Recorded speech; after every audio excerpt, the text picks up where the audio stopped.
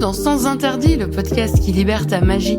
Je suis Flora, coach spirituel, et je t'aide à sortir de la matrice, à surmonter ton sentiment de décalage pour retrouver une vie alignée avec toi-même grâce à tes talents intuitifs.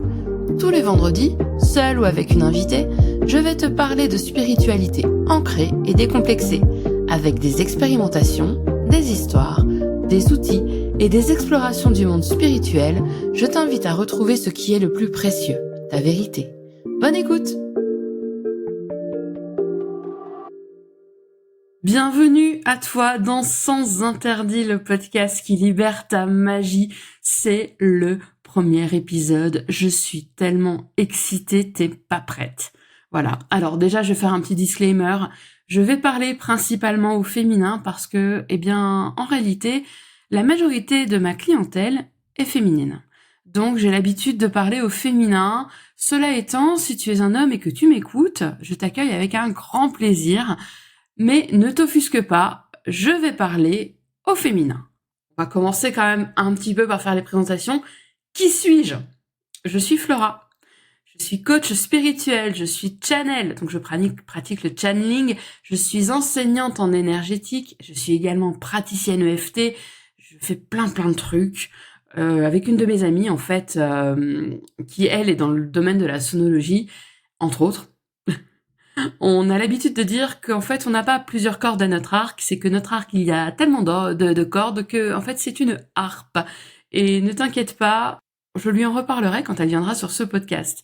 Alors, avant de t'expliquer à quoi te sert une coach spirituelle, je vais t'expliquer un petit peu ce qui m'y a conduite. Je suis médium et voyante. Et en fait, j'ai toujours su que j'étais câblée pas pareil. J'ai des souvenirs d'enfants.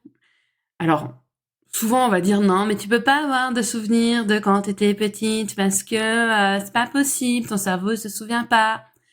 Alors, très clairement, j'ai déménagé régulièrement à des âges extrêmement précis, y compris dans la petite enfance. Ce qui fait que, oui, j'ai des bribes de souvenirs. J'ai des bribes de souvenirs un peu chelous, qui datent d'avant mes 6 ans. C'est clair, net, précis. Je peux même dire que c'était entre 3 et 6 ans, parce que ma sœur était déjà née. Et même, je peux te dire que c'était probablement l'été avant mes 5 ans. Et je me souviens, par exemple, enfant, alors, on commence direct avec les confidences, c'est pas grave. Je me souviens d'une fois où mes parents avaient du monde à la maison, et c'était l'été, et j'étais extrêmement déçue de ne pas être avec les grands et d'être couchée. Donc j'étais au lit, et je me suis endormie, et j'ai fait une sortie astrale, et j'ai donc assisté au repas de mes parents avec leurs copains, alors que j'étais dans mon lit, que je me voyais dans mon lit, enfin je m'étais vue dans mon lit, je m'étais vue sortir de mon corps, et surtout c'est que je voyais comme des ombres autour des amis de mes parents et autour de mes parents, et je voyais comme quelqu'un qui tirait les ficelles. Voilà, bon, c'est un souvenir, alors c'est un souvenir qui a presque 40 ans, tu m'excuseras au niveau de la clarté du souvenir et des détails, je ne pourrais pas en donner davantage, mais je trouve que, franchement, on est à moins de 5 minutes de durée du tout premier épisode, je te fais déjà une grosse confidence sur mon enfance, on va déjà se détendre un petit peu. Donc comme je te disais, je suis médium et voyante, et c'est vraiment quelque chose qui m'a toujours accompagnée. Je voyais des gens qui n'étaient pas présents, je voyais les énergies sans pouvoir, attends, on va quand même aussi se calmer un petit peu, je ne savais pas nommer ce que je voyais. Voilà, clairement, je ne savais pas le nommer. Mais je percevais les énergies dans les maisons, je percevais énormément de choses qui n'étaient pas 3D, si tu veux, qui n'étaient pas tangibles. Donc j'ai vraiment grandi dans l'intangible. J'ai commencé la cartomancie et la radiesthésie, j'étais en école primaire.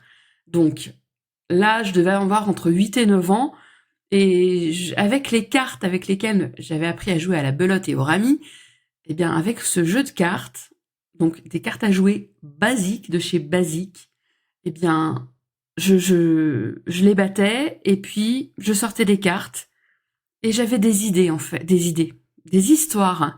J'avais des histoires, ça me racontait des histoires, sur des gens.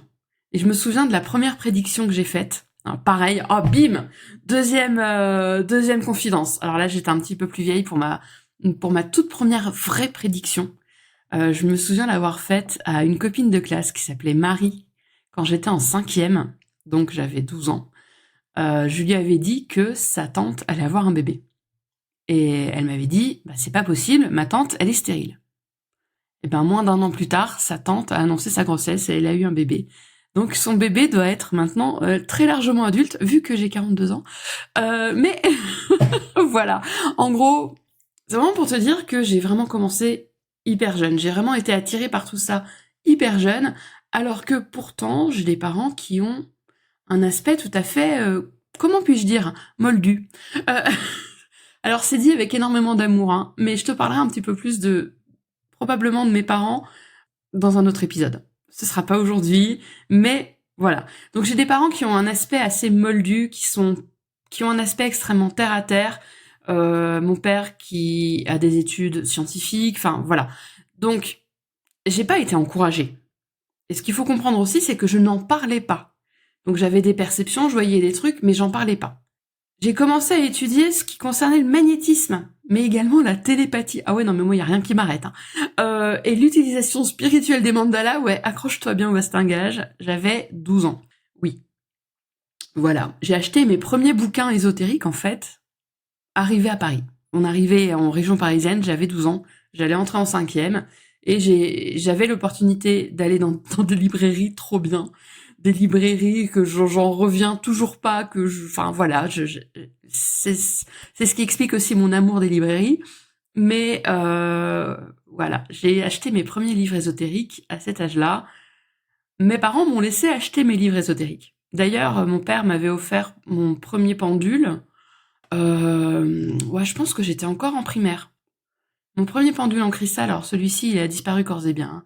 Mais mon premier pendule en cristal, je crois que papa me l'a offert. Ah non, j'étais peut-être en 6e. J'avais... Voilà. Mais c'est pour dire, quoi. C'est vraiment pour dire... ma liste au Père Noël, ça ressemblait à rien parce que... Bon, je demandais des disques, hein, évidemment. Oui, alors, j'ai grandi dans les années 90. Alors, les MP3, Amazon Prime et les conneries comme ça, il n'y avait pas. Ah oui, et puis autre disclaimer, je dis des gros mots. Bref. Donc, je disais, livre ésotérique à gogo, les mandalas, les... Je me souviens encore de la couverture de ce bouquin que j'avais sur les mandalas. C'était vraiment sur le mandala traditionnel tibétain, enfin lié à la culture bouddhiste, pardon. Donc c'était vraiment ça. C'était pas genre des coloriages avec des gribouillis dans des animaux et puis tu fais ça pour te détendre. Bref, donc voilà, j'avais vraiment des lectures, on va dire, qui étaient inhabituelles pour une jeune fille de mon âge.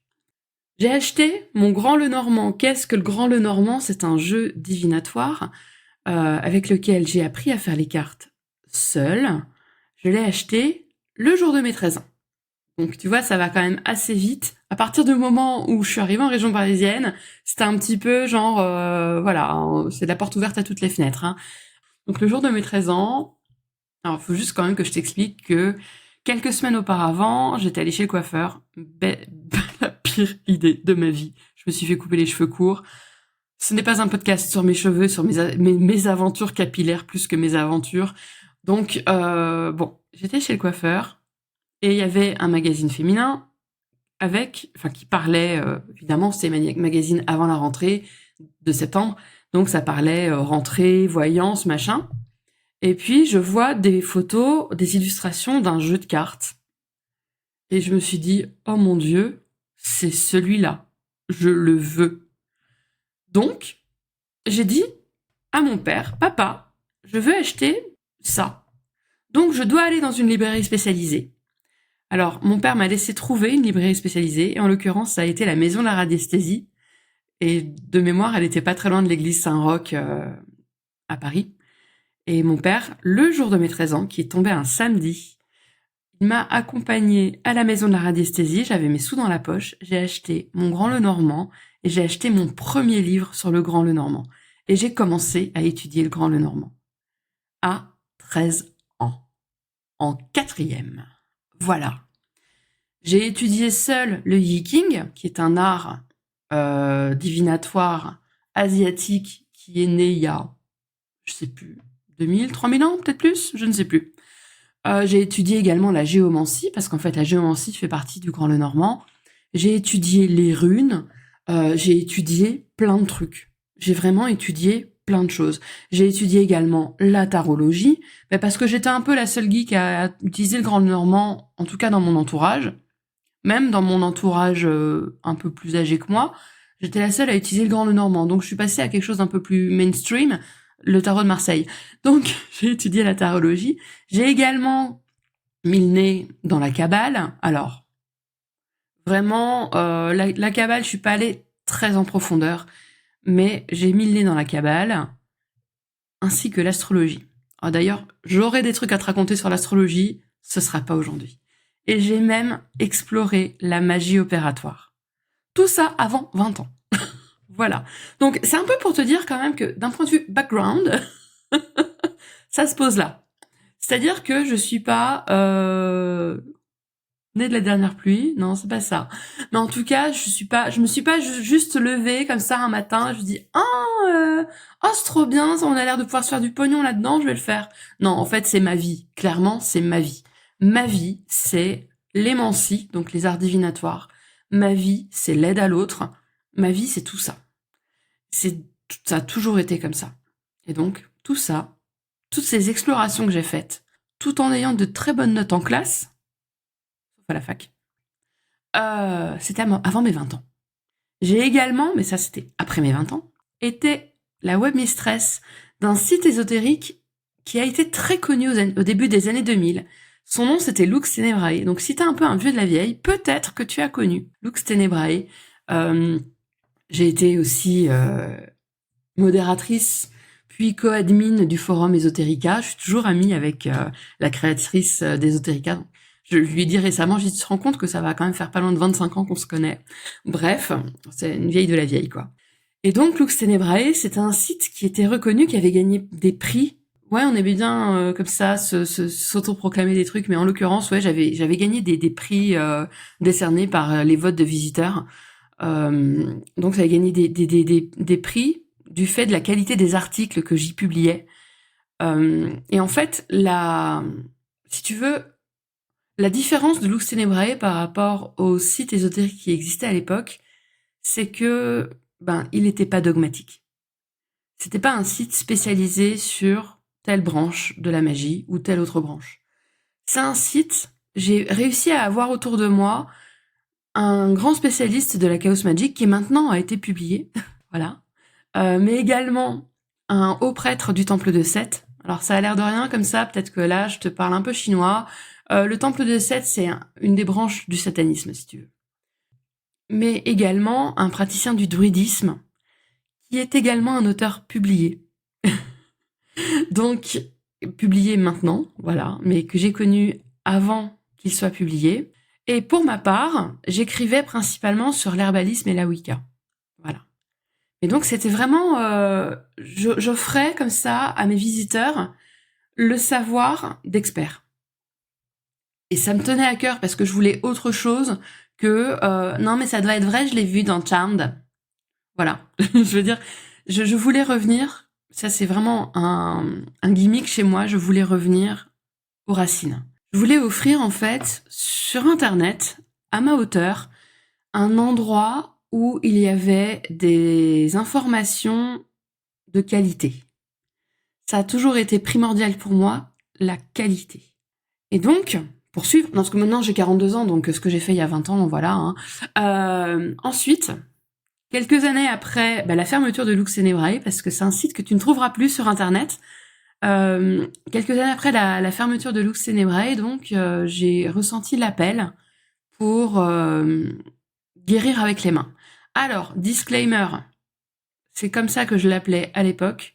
Maintenant, je utiliserai d'autres termes, mais ça, je t'expliquerai ça dans un autre épisode. Mais j'ai ressenti l'appel pour apprendre à soulager par l'imposition des mains.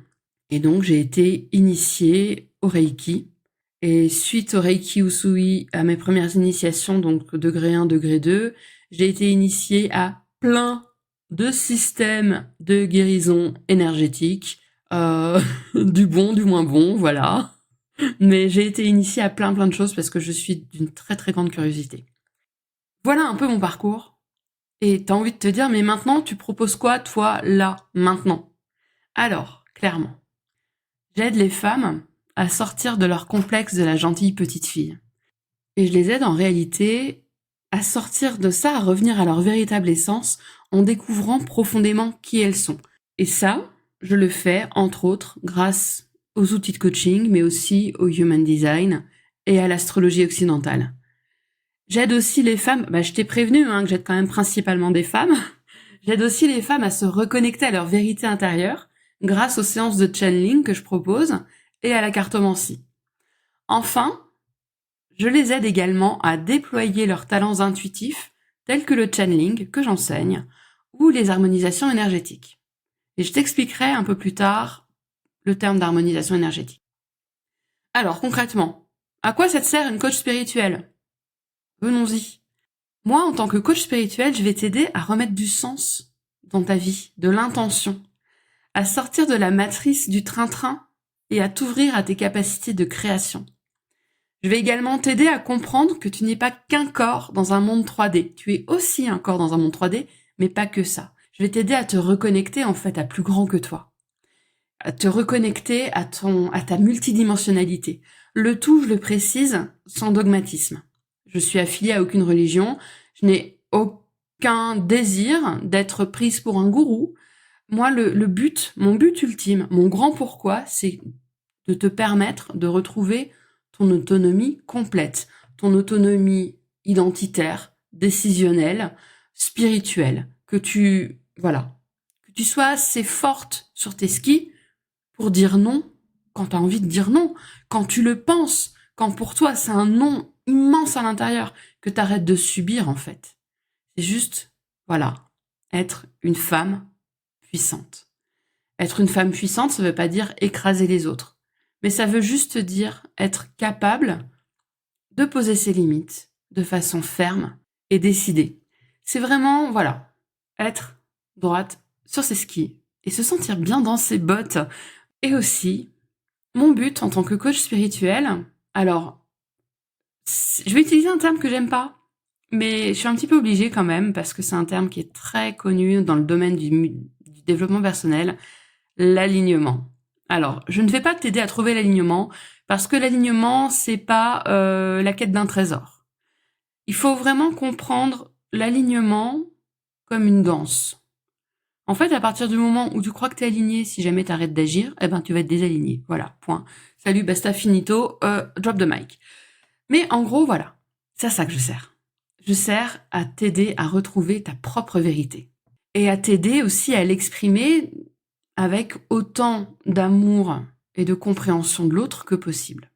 Parce que ce que je comprends moi, ce qui est important pour moi, c'est vraiment de déployer ce message que si toi, t'es exceptionnel, si toi, tu es unique, chacun est unique.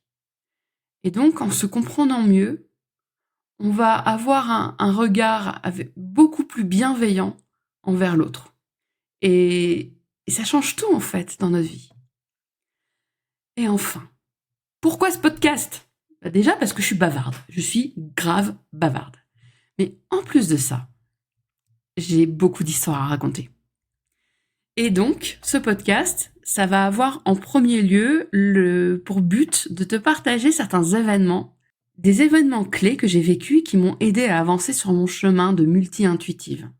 Je souhaite aussi t'offrir un point de vue différent sur de très nombreuses idées préconçues qu'on peut avoir au sujet de l'ésotérisme. A fortiori, quand tu es praticienne intuitive comme moi. Je souhaite également te parler des red flags, donc des drapeaux rouges, des avertissements qui doivent se présenter dans ta tête quand tu souhaites travailler avec un ou une professionnelle des domaines intuitifs. Et enfin, j'ai très envie, vraiment j'ai trop hâte de commencer ça, j'ai très envie de te faire découvrir le chemin de mes invités dans l'exploration de leurs propres talents intuitifs. Et donc, je vais te faire découvrir, principalement des femmes, parce que je suis quand même vraiment beaucoup entourée de femmes, intuitives, professionnelles, pas nécessairement dans l'accompagnement intuitif, mais qui ont une entreprise à faire tourner et qui vont nous expliquer comment leurs talents intuitifs, comment elles les ont découverts, comment elles les ont appréhendés, comment elles ont grandi avec et qu'est-ce qu'elles en font maintenant. Donc tu trouveras un petit peu tout ça dans Sens Interdits. Tu vas retrouver probablement des gros mots. Je te jure, j'essaie de faire attention. Tu vas m'entendre faire des petites voix un peu idiotes. Tu vas m'entendre être aussi naturel que possible. Et moi surtout, j'espère que ça va te plaire.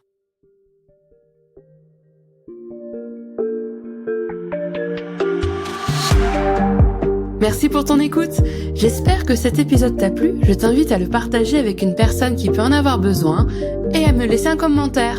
Tu peux me retrouver en dehors du podcast pour échanger avec moi sur mon site, sur Instagram ou encore par email. Les infos sont en description de l'épisode. On se retrouve la semaine prochaine pour un nouvel épisode de Sens Interdits. À très vite!